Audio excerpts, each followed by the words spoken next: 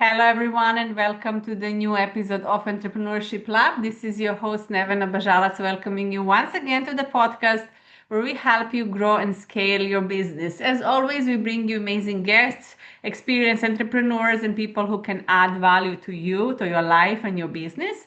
And today with us, we have Jennifer Stanford or Jen Stanford. And Jennifer is a CEO of Emergent Performance Solutions. She's also a very trusted coach and with over 25 years of experience guiding complex operations and companies. She's going to talk to us about simplifying leadership, about change management, and how to make transformation practical and lasting. She is also the author of De-Stress. So we're going to talk about her book. We're going to talk about how to reduce stress, which we all need. So stay tuned and help me welcome Jen. Welcome to the show. Thank you so much for having me. I'm so delighted to be here. I feel like, as a fellow entrepreneur, stress is one of the topics that didn't get covered for me early on. And so it is something that I feel like I'm on a mission to help other people understand and appreciate because it really impacts the way that we lead our businesses, but also our lives. And it just doesn't get enough attention, in my opinion. I love it. And we're going to get back to your book, but I'm interested to know how did you get into entrepreneurship, into, opening your own company? Obviously, you're passionate about coaching. Did you work in corporations? What was your background? And I don't know, did you experience a lot of stress that led you to really mastering this topic? So I think that, well, I shouldn't say like a lot of entrepreneurs, but probably like a lot of entrepreneurs, I didn't intentionally think I would be an entrepreneur. I worked in corporate America. I was a VP of leadership development and ran several business units, primarily in consulting and IT companies. And in one of those companies, about 15 years ago, they needed to make a shift in their business operating model. And so my entire unit was cut. And so I could either, stay on and have a continued job. They find a place for me, but my team wasn't going to be able to stay. And I think at that moment, I just quickly pivoted and said, we're offering this to our clients. We did a lot of change management consulting and leadership development. And it was what I loved. And I really didn't want to change what I loved because I didn't fit in this model anymore. So very quickly, I had to learn how to become an entrepreneur. And it wasn't easy. There wasn't a manual. There wasn't, I didn't even know where to start.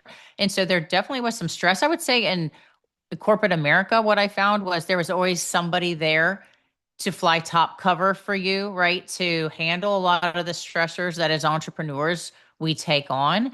And so I think it was so important for me to be successful. I think, especially as a woman in a space where women did not dominate the industry, I was so determined. And unfortunately, I would say, while I was very successful, I did it at the cost of my health. My relationship suffered, and eventually I had a burnout. And so I think that was what really. I also never intended to be an author. I had written, I had written several things, and I'm a great teacher. That is really where I think, from a leadership perspective, I thrive. But in there was, a message on my heart that there were other, primarily women, not just women, but primarily women that were raising children, trying to run businesses, be involved in their community, right? I say that we were wearing stress like a badge of honor, saying yes to everything. I'm going to be the best CEO, the best wife, the best mom. And I probably wasn't being the best in any of those areas, even though I thought I was, until I really burned out. And so it really just put this message on my heart to write this book and to get the word out that we don't have to lead that way. I love that. And thank you for sharing with us, the real story, because I always say sometimes I have guests and or we listen to other podcasts and, people talk about their success, but I love to go back on early on beginnings. What are some mistakes you made as an entrepreneur? What was maybe your initial idea and then you had to pivot it? Obviously, the times are changing, so I'm sure you pivoted many times over 25 years. But what were some things at the beginning that, were kind of a mistake because you simply don't know and you have to learn by your own experience?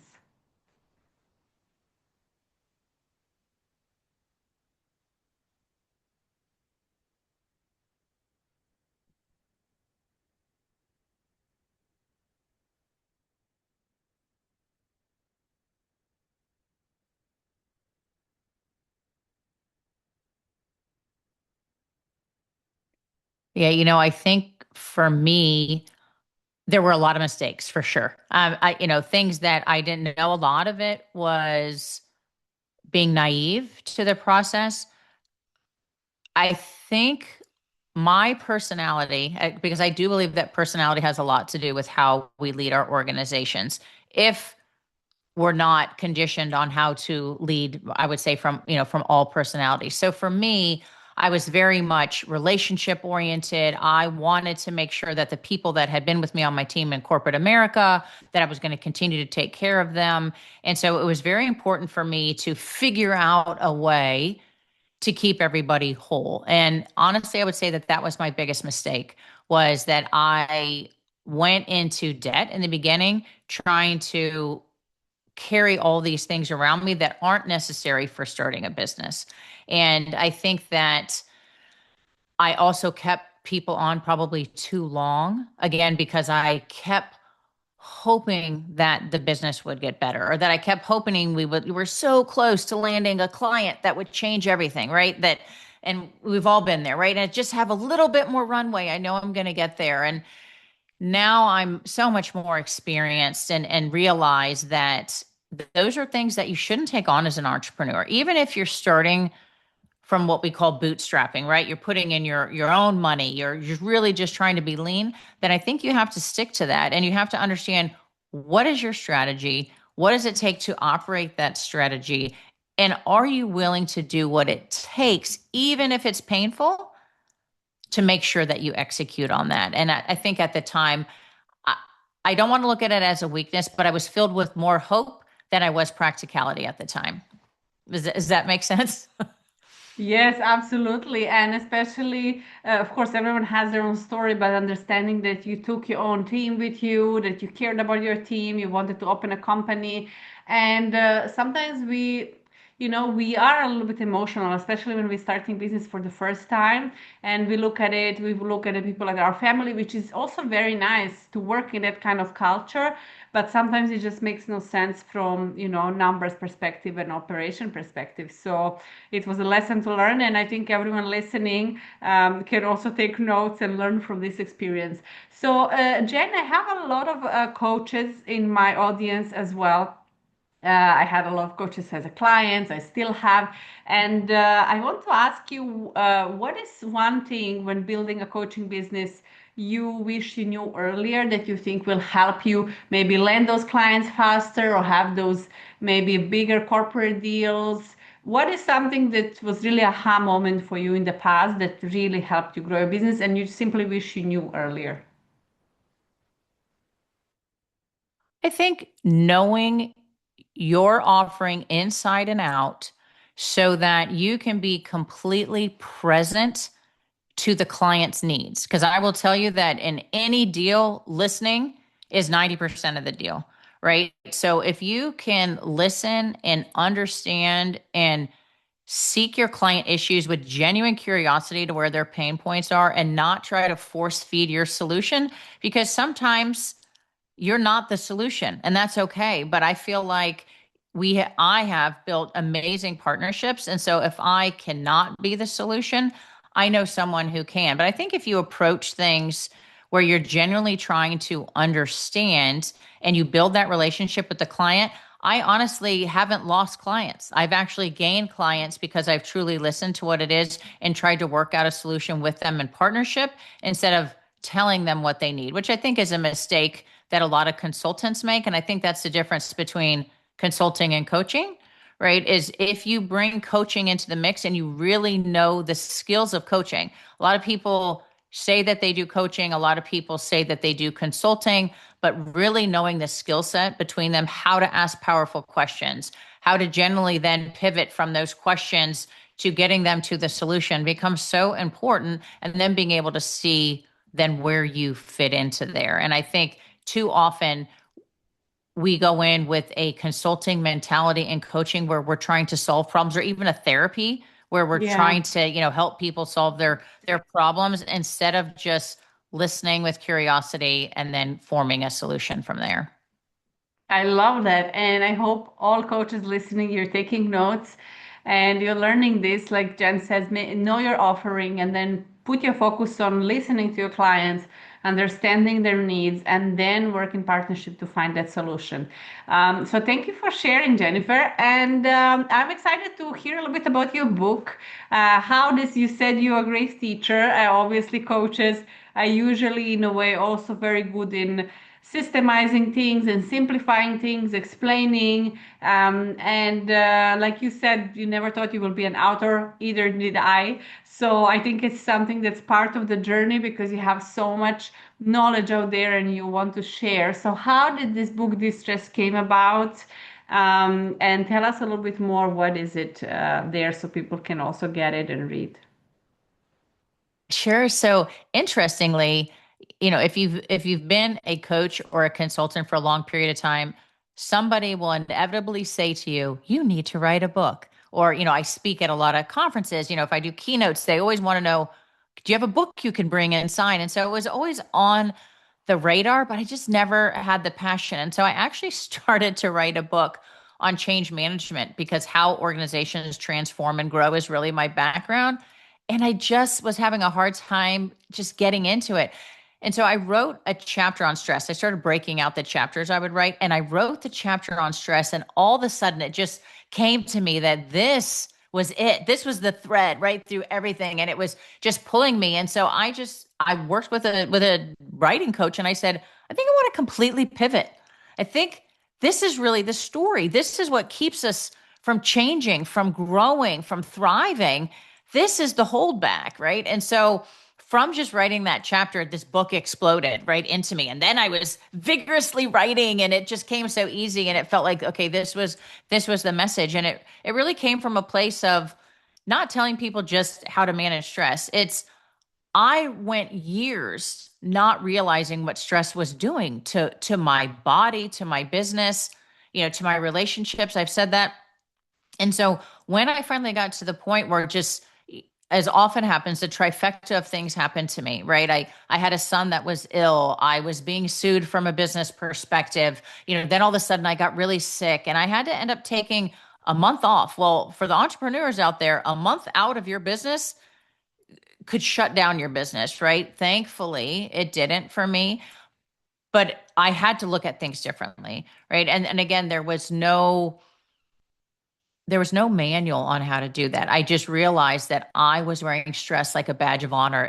By saying I was busy all the time to everybody around me, it was like I was looking for validation. And I realized that was not the way to go. And so the book came about. It's an easy read. You're right. I wanted to write something simple and practical. And I broke it into three sections, right? So the first section is really trying to help people understand what stress is doing to our bodies, to our businesses, to our societies, right? It is the number one reason people go into doctor's visits, right? 75% of all doctor's visits are stress related, right? The biggest cost, in the US alone, I know you're in Dubai, but in the US alone, 340 billion dollars a year is spent on stress related issues. And so that hurts our ability to thrive in business and to thrive at home and to thrive in societies. And so to me, it's a topic that really needs to be tackled. And so once we understand more about stress and realize it is happening to us, it's not something that's happening to somebody else,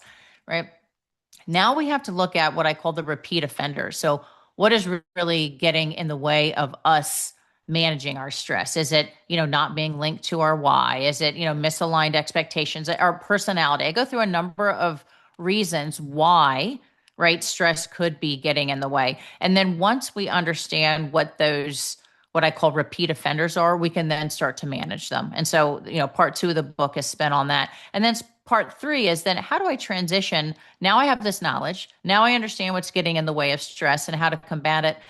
Now, how do I lead others? Whether it's leading my business, whether it's leading my family or my community, how do I then take that and translate it in a way that's going to allow me to create, psychologically safe environments at work and at home so that those that I care and lead and love, right, can overcome these same things that I've been working so hard to overcome. And it's a 4-hour read. I always laugh. I say it took me over a year to write it. You can read it in 4 hours.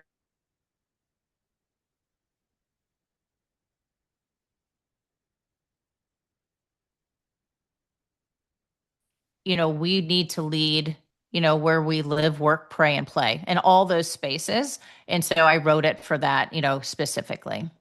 I love that. And I love when books are simplified with practical tips as well. So please, guys, make sure to go and Jennifer Stanford, De-Stressed, get your copy today and read it as well. So, Jennifer, as we talked about, of course, people will get so much value from your book, but I would love to ask you for the podcast.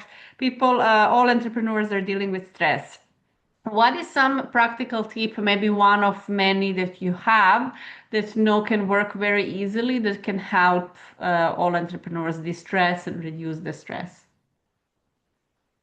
Yeah, I think one of the biggest things that I would encourage people to do is create space. And what I mean by that is, don't start with, I need to put up boundaries, I need to eat better, I need to do all this. I just encourage people just to do a calendar audit. Look at your day, over a few days and say, and honestly, if you're not already doing this, write down not just from your calendar, but what am I really spending my time on? Because there are many leaders that I talk to that say, well, my intention is, I get up, I'm going to work out, I'm going to do this and that. Oh, I checked my email and then all of a sudden I skipped my workout, right? And so, or I looked on social media or, or I started, I always say, the TikTok, I ended up on the TikTok shop and, there I was for hours, looking for the next product. I think if we do a honest audit of our time, we will see that we can create space. This idea of I need to be in back-to-back meetings because I need to be available to everybody is the wrong approach. I think we need to look at our day and create small space, 2 minutes here, 5 minutes here, so that we can pause and just take in how we're feeling and where our stress level is. And then, from there, if you create the space, then you can do things like breath work or maybe go outside, put your feet in the grass, just something, to ground yourself. But it starts with creating that space. And if you're unwilling to create that space, any of the other practices, you're never going to be able to experience because you're not willing to even give yourself a few minutes of space. So I would say that is the most important start we can make. I love that. And I am sure also you advise that, but in those couple of minutes, leave your phone, leave your phone away Yes. from you. This happened to me many years ago, like 10 years ago, when I got my dog. And actually, I took care of someone's dog, and one of the reasons when I realized I wanted a dog because I took 3 times per day, like 10, 15 minutes walks, and I would leave my phone, and it would distress me so much. I would be so Yes. present in the moment, and it was something so simple. And then I made it a rule every time I'm outside with walking my dog, like there is no phone. There is nothing to, distract me. I just want to be present. I want to say hello to the neighbors and people I see. And it makes such a big difference because we are so into phones all the time. And like you said, we start a day with our plan and then we open an email, then we get stressed and we distracted. We think that's the priority. So I really thank you for that advice, for reminding us, because I think that's place to start. Really to start focusing on yourself and your priorities and try to eliminate distractions as much as possible. Yeah, and I agree. And and I try to I think my tagline throughout the book has become, your energy is your greatest currency, right? It's what Love we that. give. And so going out and doing that walk, right? And seeing a neighbor, you probably walk back in refreshed, right? Not tired from the Yes. walk. I talked to somebody, you re-energize, and now you're bringing that full energy to the next task you do. So by taking those short little breaks, disconnected, we actually are refueling ourselves, which is a great gift for ourselves and others. Great. So tell us, Jen, your book can be, I'm assuming, is on Amazon. People can go and find it there. Where can they buy it? They can. They can also just go to jenstanford.com. I have a link to it from Amazon. It's in bookstores around the world. The Audible's out. Yes, whatever your means of purchasing, hopefully it's there. Perfect. Thank you for sharing. So, everyone listening, I hope you're gonna start prioritizing. Really be honest with your schedule because sometimes we are not honest. And I love, Jennifer, that you talked about being busy. And really, this was happening to me. I had a guilt if I was not busy. First couple of years in my business, I think 3 years, I didn't even watch one single movie. Like I would have to read a book per week, like every CEO. I had to, create new programs, all of these things. And I would just feel like completely guilty. And I would work weekends. And then I realized that taking a time off, going to the beach on the weekend, doing things like that actually recharged me, gave me new ideas. Being in nature inspired me. Going outside, meeting, the people, other people, talking with them, and I just came back more inspired to work. So I think we shouldn't, like you said, and that was really good reminder as well. Being busy doesn't mean you're productive. You can be Yes. busy and doing so many things that are not actually contributing in growing your business. So, talking about that, this leads me to one of our last question that I want to ask you now is what are um, some tasks that maybe you stopped doing yourself as an entrepreneur that before you thought you have to do, obviously, and then you realize this is just keeping me busy, but it's not bringing any business in. Yeah, I had a great coach, a business coach one time. His name is Michael Hyatt, and he had us look at all the tasks that we have. And we had to look at the things he called it our drudgery zone. So things that we're not very good at and they stress us out, right? And so looking at that for me, it was like the bookkeeping. I kept feeling like I couldn't afford anyone, right? I needed to make this much money before I brought on help. There are so many great fractional services out there, and so if you're not the best at, payroll or HR or finance in my case, right? The caveat I want to say is I remove that task from my plate and then also put it out of mind, which was a mistake. As an entrepreneur, you need to know your numbers inside and out. So even if you give the bookkeeping or the day-to-day management of those finances to someone else, it is still your ultimate responsibility to know exactly what is going on with your cash flow in your business, right? So I say that with a caveat. I tried to put the whole thing away and then, I needed to dial back in. So know what parts you really need to play as the entrepreneur, as the leader of your organization, and then look at the things that you can offload. So for me, it was the day-to-day bookkeeping, social media, sometimes just helping me think about how do I get into this? What is, give me a program, right? I can do my own writing, but needing to understand that. So, I went and learned the things that I needed to learn better, and I just offloaded the things that I'm never going to get better at or I don't have a desire to get better at. And they're taking my energy away from the business. Yeah, and I always say we should know our strengths, and I think really we should, practice them and use them because that's something we're really good at.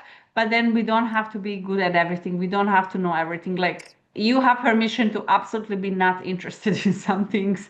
Of course, you have to know your numbers. You have to know many things that are happening in your business.